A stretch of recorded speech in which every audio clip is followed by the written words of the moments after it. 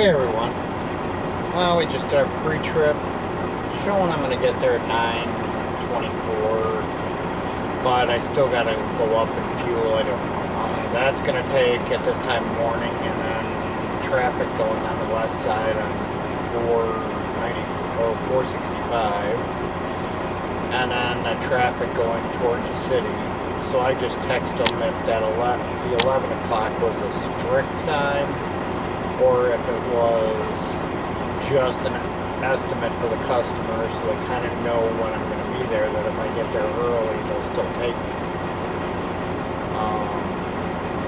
Because, like I said, when I look at the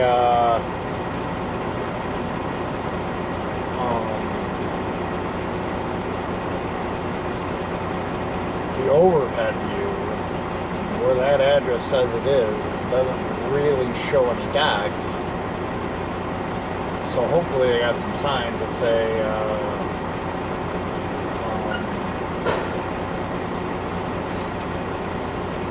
you know, shipping and receiving, because there's like a construction company there, but then it kind of extends off their building, and then there's some docks next to that. So I don't know if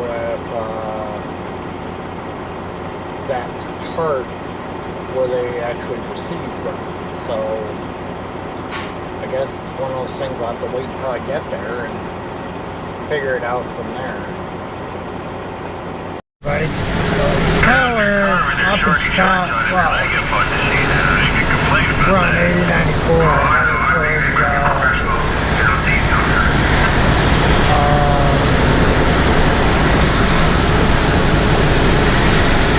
Or 294.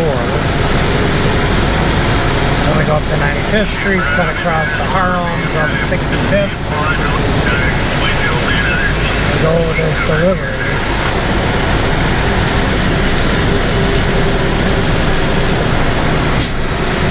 Yeah, I emailed or called them and they asked, because I didn't know what this traffic was going to be like. I asked them, if I get there at 10, will they, like, is it a solid plan? So he called the broker. Not that they tell the truth, but they were like, yeah, they'll take you at 10. So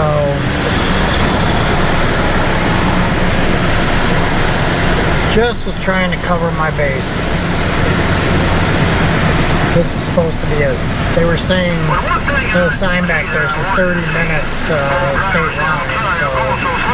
But this old girl's punching herself with a flashlight. I just was like, well, what kind of flashlight is it? Alright, we'll see you in a little bit.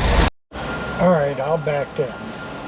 Now, the stock's tight, but if it wasn't raining, it'd be probably pretty easy.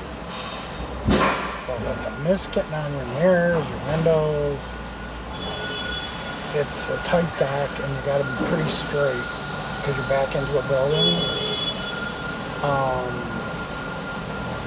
Poor Big G Express ripped off his door. So either somebody didn't secure it well enough, or he got too close to one side and wasn't watching. But man, it tore 3 of the 4 hinges. Alright. Once we're unloaded, we'll get out of here and head to the yard and drop this trailer. Hey everybody.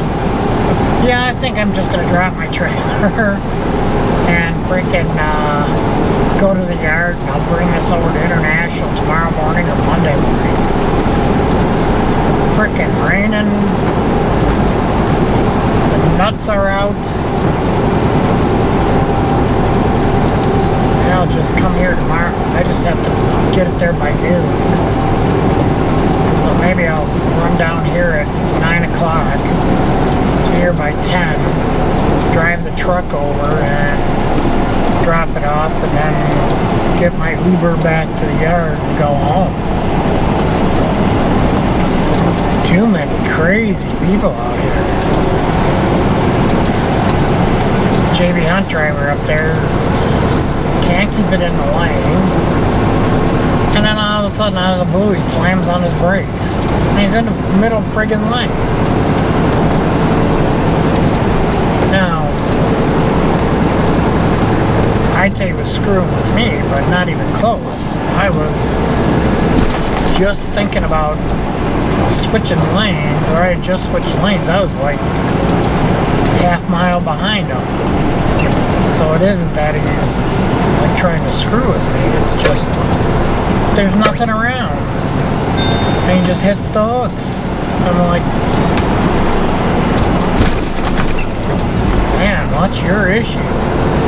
What's your malfunction?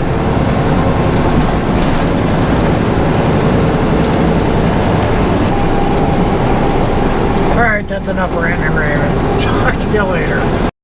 Hey everybody, well, we're back at the yard. We're cleaning our stuff out to take home and get this ready so when I take it over to International, I got everything. I can just go home. So, it's the end of the day. You have a great weekend. And like I said, I should end up putting those things on. I'll pick a nice day so I can bring all my cameras, set them up, and I'll try to film me installing that on there. So we'll see you then. Again, have a great weekend.